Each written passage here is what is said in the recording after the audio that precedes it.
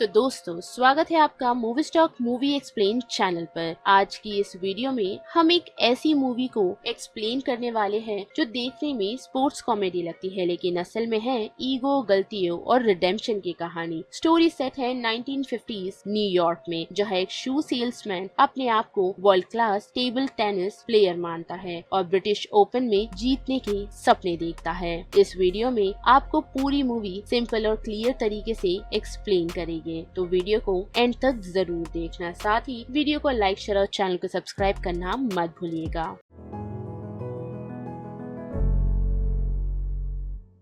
सोचो, 1952 का New York city. सड़कें थोड़ी रफ है, सपने थोड़े ज्यादा बड़े हैं और हर कोई किसी न किसी रेस में भाग रहा है। इसी शहर के एक कोने में है मर्री का शू शॉप। छोटा सा, पुराना सा और थोड़ा थका हुआ। इसी शॉप में दिन भर जूते बेचता है एक लड़का जिसका नाम मार्टी मॉजर है। पर मार्टी सिर्फ शू सेल्समैन नहीं है, उसके लिए ये दुकान सिर्फ मजबूरी है। उसका असली प्यार टेबल टेनिस है। रात को जब शहर सोने लगता है, मार्टी अपना पैडल उठाता है। उसके लिए ये सिर्फ गेम नहीं, ये उसकी पहचान है, उसका सपना है। मार्टी को लगता है अगर वो ब्रिटिश ओपन जीत गया, अगर वो बेला ब्लेज जैसे चैंपियन को हरा गया, तो अमेरिका भी मानने लगेगा कि टेबल टेनिस कोई बच्चों का गेम नहीं, ये एक रियल स्पोर्ट है। लेकिन सपनों के साथ एक प्रॉब्लम होती है, जो कि पैसे है। लंदन जाने के लिए मार्टी को $700 चाहिए, वो पैसे जो अंकल उसे देना नहीं चाहते। मार्टी रोज पूछता है, पर हर बार जवाब वही होता है, बाद में। और एक रात मार्टी डिसाइड करता है कि अगर जिंदगी कुछ नहीं दे रही है तो थोड़ा सा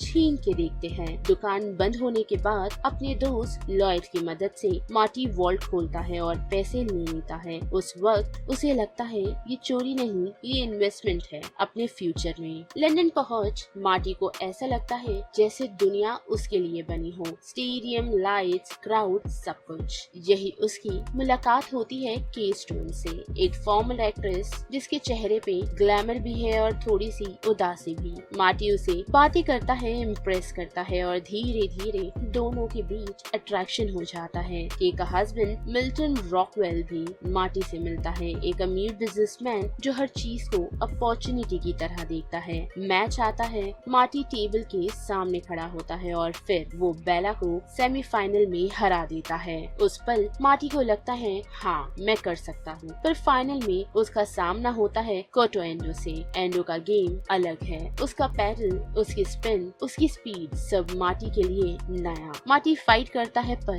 हार जाता है और उस हार के साथ उसके सपने में पहली दरार पड़ती है। हार के बाद मार्टी और बेला दुनिया घूमने लगते हैं, पर चैंपियंस की तरह नहीं, बल्कि कॉमेडियन एक्ट के तौर पर। लोग हंस रहे होते हैं, तालियां बजती हैं, पर मार्टी को लगता है जैसे उनकी मेहनत का मजाक बन रहा हो। रॉकवेल एक नया आइडिया लाता है, टोक्यो में एंडो के साथ एक प्रमोशनल मैच, पर शर्त ये है कि मार्टी को जानबूझ के हारना होगा। इस बार मार्टी मना कर देता है। उसका ईगो, उसका सेल्फ रिस्पेक्ट सब एक साथ बोल उठता है, मैं झूठी जीत के लिए पैदा नहीं हुआ। जिसके बाद वो न्यूयॉर्क वापस आता है। मार्टी को पुलिस पकड़ लेती है अंकल के पैसे चुराने के केस में, जो कि झूठ था, बल्कि अंकल उसे अपनी दुकान में काम करवाने के लिए ये सारी चीजें कर रहे थे, जिस कारण वो भाग जाता है। पर प्रॉब्लम उसके साथ ही भाग रही होती है। इसी दौरान वो मिलता है रेचल से, यानी कि उसकी बचपन की दोस्त जो अब शादीशुदा है और उसकी जिंदगी में एक उलझन। रेचल उसे बताती है कि वो प्रेग्नेंट है। मार्टी सुनकर घबरा जाता है और सीधा इनकार कर देता है। फिर एक और झटका,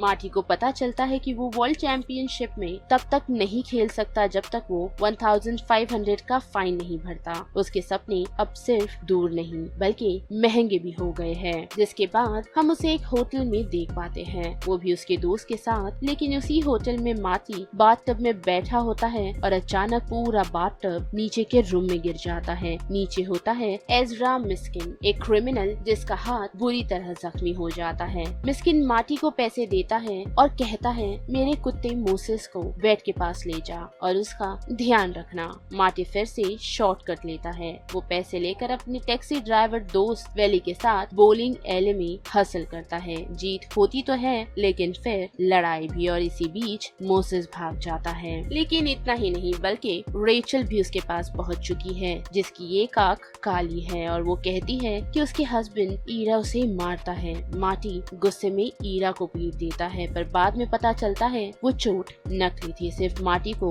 अपना बनाने के लिए। इस सच के बाद मार्टी पहली बार किसी से पूरी तरह थक जाता है। रेचल अपना सच हस्बैंड को बता देती है और घर से निकाल दी जाती है। और वही दूसरी तरफ केक का प्ले ओपन होता है। मार्टी उसे माफी मांगता है चोरी के लिए। केस समझ जाती है कि मार्टी फ्लॉड है, पर उसके अंदर आग भी है। वो मार्टी को एक महंगा नेकलेस गिफ्ट देती है ताकि वो अपने फाइन भर सके और टोक्यो जा सके, पर किस्मत फिर हंस पड़ती है। एक ऑकवर्ड सिचुएशन में नेकलेस ब्राइब बन जाता है। आखिरी ऑप्शन रॉकवेल कहता है डील मिलेगी, पर पब्लिक में अपनी बेइज्जती करवानी होगी। और अब जबकि मार्टी के पास कोई ऑप्शन नहीं तो वो इसके लिए भी मान जाता है, क्योंकि कुछ सपने शर्म से भी महंगे होते हैं। लेकिन उसी बीच हम देख पाते हैं कि टोक्यो जाने से पहले मार्टी और रेचल को किडनैप कर दिया जाता है, वो भी मिस्किन के द्वारा, क्योंकि उसे चाहिए उसका डॉग वापस, और डॉग का पता